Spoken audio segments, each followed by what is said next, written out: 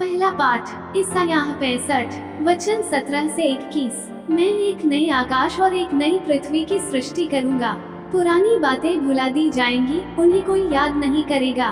मेरी उस सृष्टि में सदा आनंद और उल्लास रहेगा। मैं यरूशलेम को आनंदित और उसकी प्रजा को उल्लसित करूंगा। तब यरूशलेम मुझे आनंद प्रदान करेगा और मेरी प्रजा मेरे उल्लास का कारण बनेगी। उसमें फिर न तो रुदन सुनाई देगा और न विलाप। वहाँ न तो कोई ऐसा शिशु मिलेगा जो थोड़े ही दिनों तक जीवित रहे और न कोई ऐसा वृद्ध जो अपने दिन पूरे न कर पाए। हर युवक 100 वर्ष तक जीवित रहेगा। जो उस उम्र तक नहीं पहुँचता वह शापित माना जाएगा। वे घर बनाएंगे और उनमें निवास करेंगे। वे दाखबारियां लगाएंगे और उनके फल खाएंगे। सुसमाचार संत यूहन्ना 4 वचन 43 से 54। उन 2 दिनों के बाद वह वहाँ से विदा होकर गलीलिया गए। ईसा ने स्वयं ये कहा था कि अपने देश में नबी का आदर नहीं होता। जब वह गलीलिया पहुँचे तो लोगों ने उनका स्वागत किया, क्योंकि ईसा ने पर्व के दिनों यरूशलेम में जो कुछ किया था वह सब उन्होंने देखा था। पर्व के लिए वे भी वहाँ गए थे। वे फिर गलीलिया के काना नगर आए, जहाँ उन्होंने पानी को अंगूरी बना दिया था।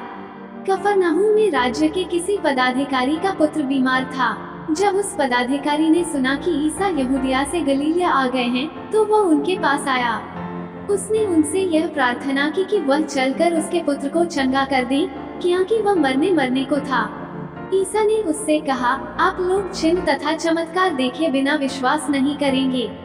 इस पर पदाधिकारी ने उनसे कहा, महोदय कृपया चलिए, कहीं मेरा बच्चा न मर जाए। ईसा ने उत्तर दिया, जाइए, आपका पुत्र अच्छा हो गया है। वो मनुष्य ईसा के वचन पर विश्वास कर चला गया।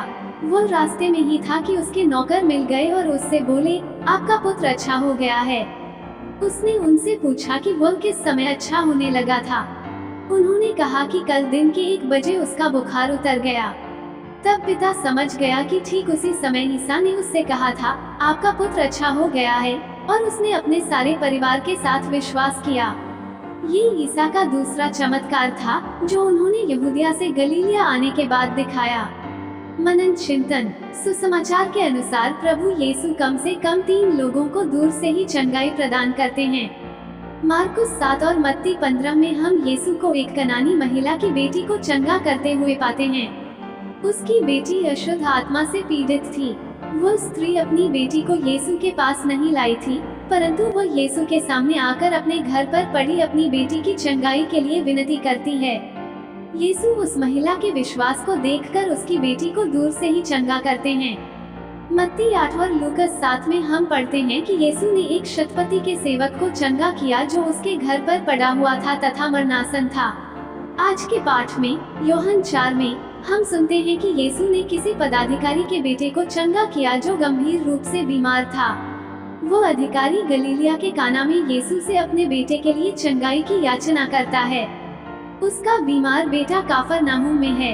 यीशु उसे दूर से केवल इन शब्दों से चंगा करते हैं, जाइए, आपका पुत्र अच्छा हो गया है। इन तीनों उदाहरणों में हम देखते हैं कि लोग अपने किसी बीमारी से पीड़ित प्रियजन के लिए यीशु से याचना करते हैं और यीशु ऐसे बीमार व्यक्तियों को दूर से ही अपने शब्द मात्र से ठीक करते हैं। दूरी यीशु के लिए कोई सीमा नहीं है।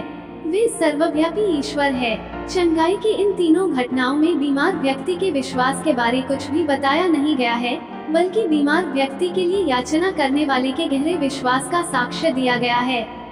इनमें से कम 2 घटनाओं में यीशु ने उन्हें अनुकरण करने के लिए आदर्शों के रूप में प्रस्तुत किया। ये उदाहरण हमें हर जरूरत में दूसरों लिए विश्वास के साथ प्रार्थना करने के लिए प्रोत्साहित करते हैं। आमीन।